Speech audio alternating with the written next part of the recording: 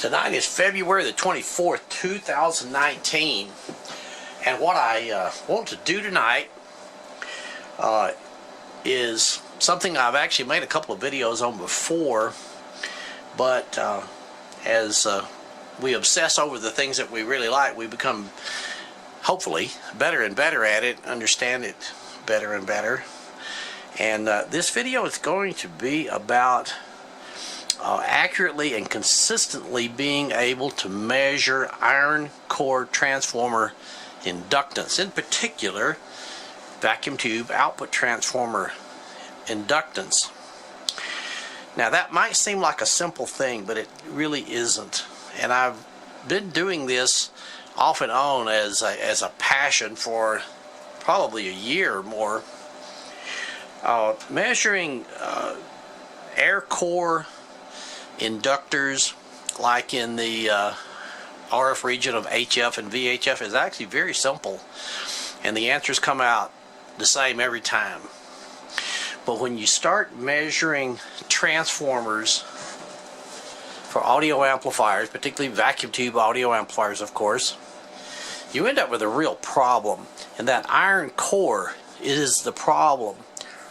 Now, what you have to do is you want to measure this transformer, or your transformers, your inductors. Here's a beautiful one right here that we're going to be using. This is a UTC, United Transformer Company. This is an LS57. If you watched any of my recent videos, you've seen these. I have a number of these, some really beautiful stuff. But what you want to do is you have to, I don't know any other word to use, you know, as an analogy, but you almost have to kind of sneak up on the thing. What you want to do is put the absolute minimum amount of voltage across the terminals, in particular the primary, and put just absolute minimum amount of current through it, because once you start magnetizing the core, you start getting different answers. And what we want to know is the inductance of this guy right here, right now, so-called floating in space. We do not want to know its incremental inductance. We don't want to start loading the primary by putting current through it. That's another process. That's a whole new field. If you really want to read some nice stuff on how to deal with inductors, you read the General Radio manuals on their inductance bridges. There is some marvelous stuff in there, written back maybe around 1950. But you know, nothing has changed. But here's the thing about it.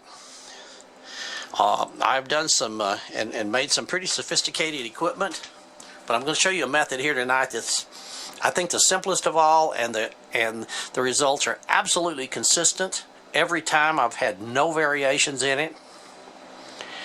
But here's one of the ones that I've used recently, and I made a video on this one where I use this jig right here that I built and an oscilloscope, and I'll show you how this one works. You measure the phase difference between the two. Of course, it's not operating right now, but what we're going to use tonight, which I did not think worked at one time, but it actually works extremely well, is a resonant method.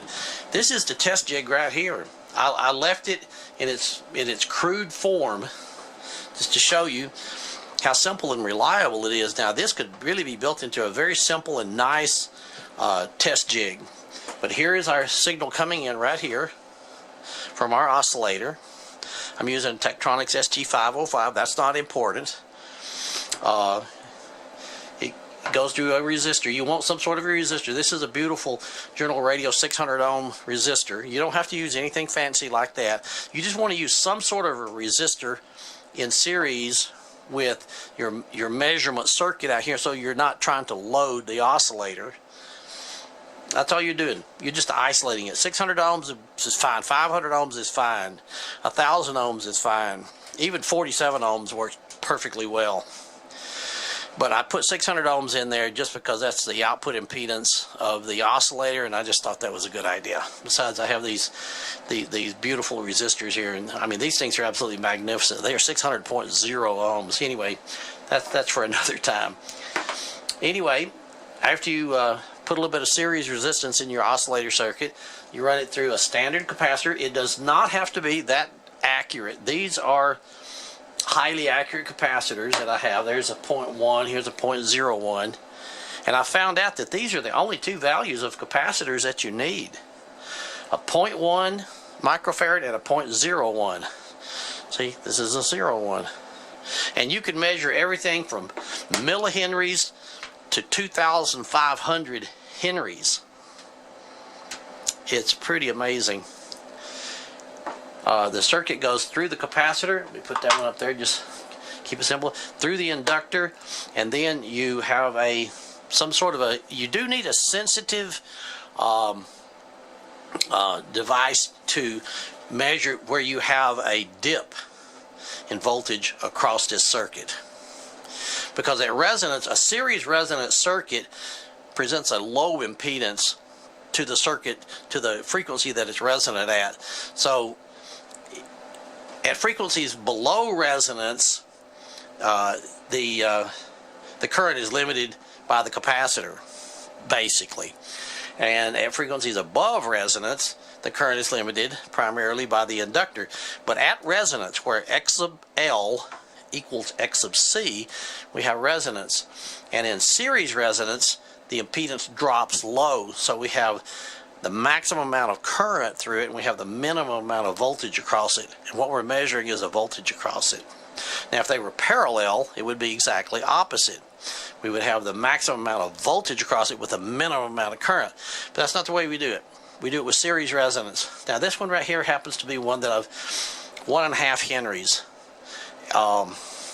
I'm so excited about this because I've been doing this night after night, and the results are always the same. And the results are extremely accurate. And I think, going back to one of my first statements here, what makes it so accurate is that the voltage across it is like 8 or 10 millivolts. So I'm not magnetizing the core, whether it be this one or this one or this one. This one is a 2,500 Henry. Call them grid chokes. In the older days, they call them impedance chokes. That's for inverting the phase and getting the opposite phase, so you can drive push-pull stage. Anyway, I got to show you how this works. It's actually too simple. You can do it with without a lot of fancy devices. I know a lot of times in videos, in my videos included, I use spectrum analyzers and all kinds of exotic, expensive equipment. But this certainly isn't exotic and expensive right here. And again, this does not have to be that precision. The more precision it is, the more accurate your number is going to be, your results. But I have found out that in today's world, these, in general, these new capacitors made by, for example, Orange Drop are actually extremely accurate and consistent. Like I'll show you right here. See, here's a drawer full of them. Excuse me. Right here. You can use these types of capacitors. That's a whole set of all kinds of ranges. A 0.1 microfarad and a 0.01. Like I mentioned, will allow you to measure inductance values from a few millihenries up to a couple of thousand henries. So let me get this thing set up, and I'll show you exactly how it works. You have to do a little bit of math. You have to have your calculator out. Either that or make yourself an Excel spreadsheet where you punch in the numbers. You do have to do that kind of stuff. And I truly wish I could share this with you and give you the copies of my Excel spreadsheets, but I actually don't know how to do that unless I mail them, email them directly to you. I don't know how to actually post them so that they can be downloaded without having to have a website and all that complicated stuff. That's just something I'm really not interested in doing. Okay, let me set this up and I'll show you exactly how it works, and I think you'll be amazed. Okay, now here's what I'm going to show you, and I'll show you two measurements, actually three, and I think you'll see where I'm coming from. I've got it set up right now,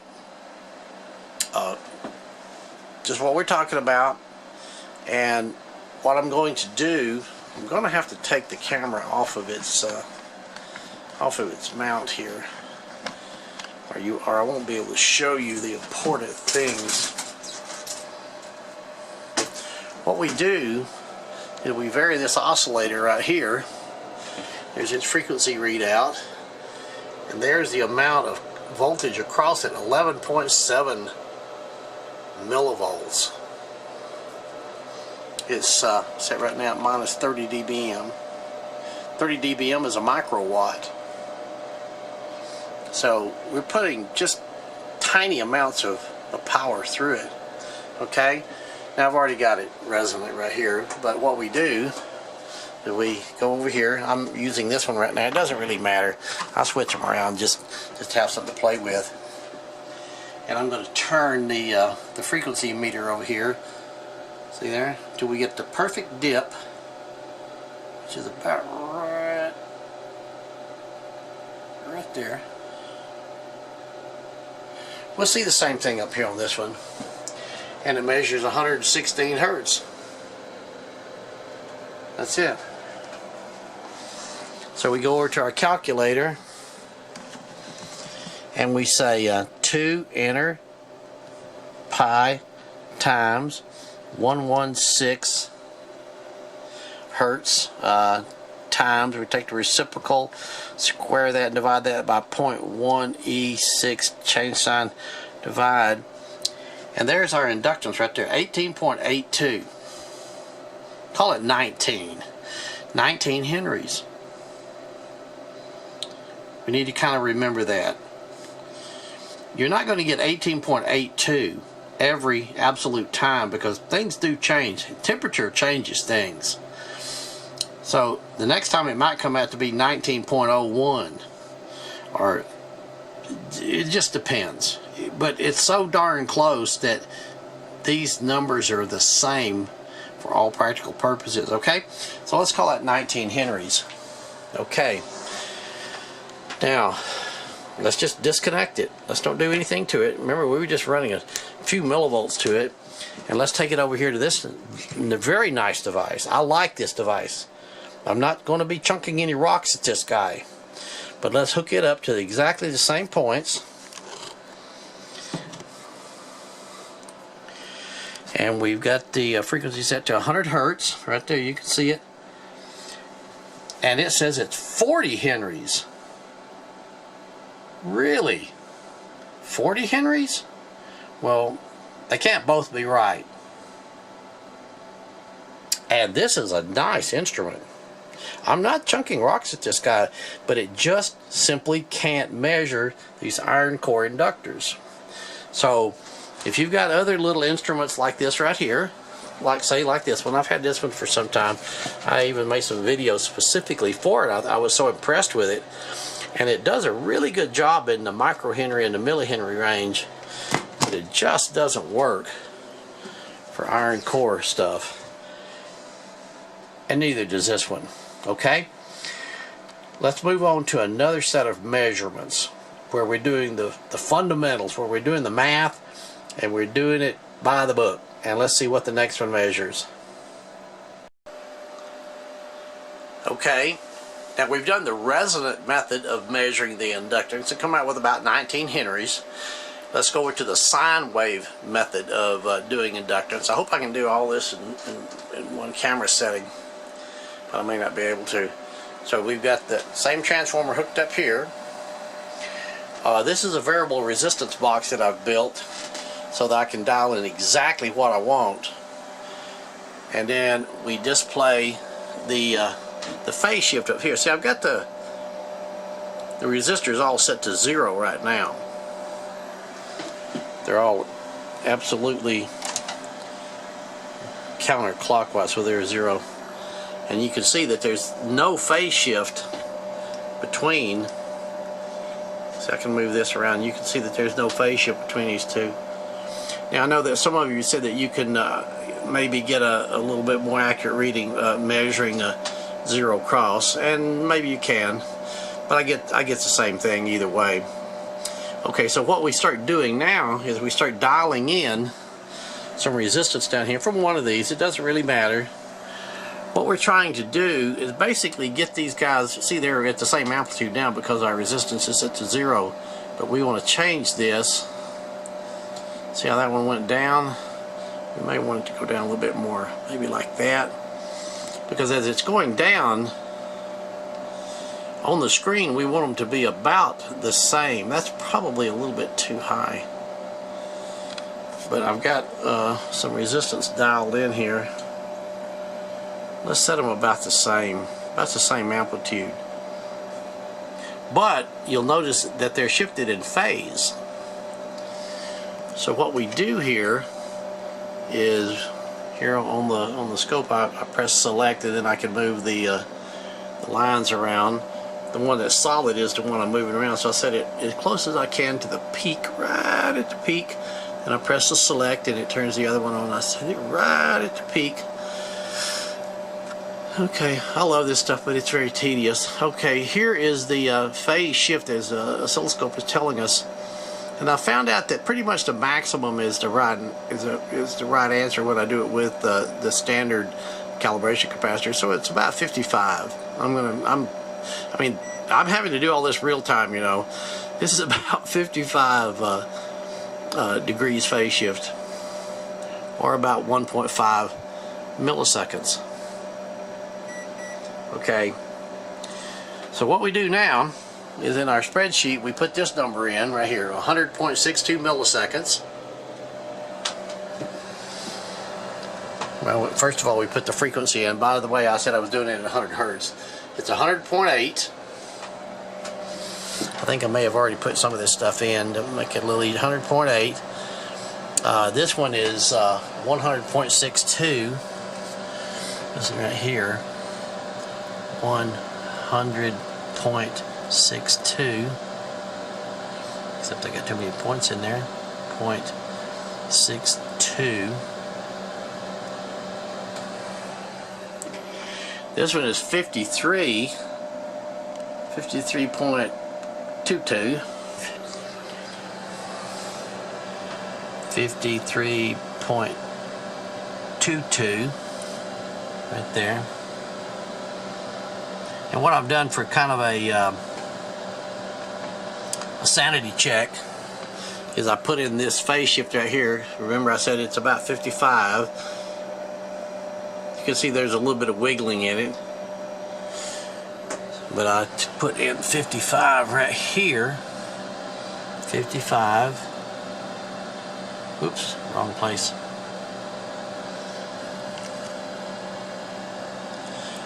Way down here, 55 degrees, and it says it's about 1.5 milliseconds. And then I look back up here, and sure enough I got about the same thing, 1.52 milliseconds. Like I say, it's more of a sanity check than anything else. 1.52 milliseconds. 1.52 milliseconds. And the only thing that we haven't put in yet, that we don't know yet, is that resistor right there. So what I've got to do is I've got to, unfortunately, unplug this, and then I've got to get the meter. I'm gonna stop the camera and I'm gonna hook it up and I'll show you what I'm doing. I gotta measure that resistance. Okay, so there's a lot of steps in this. It's tedious, but I think it's worth it. I'm measuring the actual resistance that I've dialed in up here. It happens to be 18,578 ohms or so. 18,578. So let's type in 18,578 right there in that cell. 18,578. And hit enter. It tells us our inductance is 18.85 henries. Remember a while ago it was like 18.89 or something like that? We call that 19 henries. There you go, ladies and gentlemen. There's the answers. These are the ways to do it that that don't disturb the inductance, you know, by loading the core of the transformer. We got the same numbers, I mean down to decimal points. So if you want to measure the inductance of your iron core transformers, you've got to measure them at extremely low voltage levels, extremely low current levels. And the sine wave method, I got this off the internet. There's a beautiful write-up out there. I've shown it in another video. And the resonant method both give you the same answer. Whereas the nice and beautiful devices just don't. And again, I think this thing is great. I love this thing. But it doesn't work for iron core transformers. It takes some of this old stuff and old school method to get it. So I hope this helps. I hope it's worth something. Some of these days somebody's bound to come along and wonder, how in the heck do you measure these iron core transformers? And I've just showed you two methods from long ago that actually work. So there you go. It's my pleasure, and thank you for watching.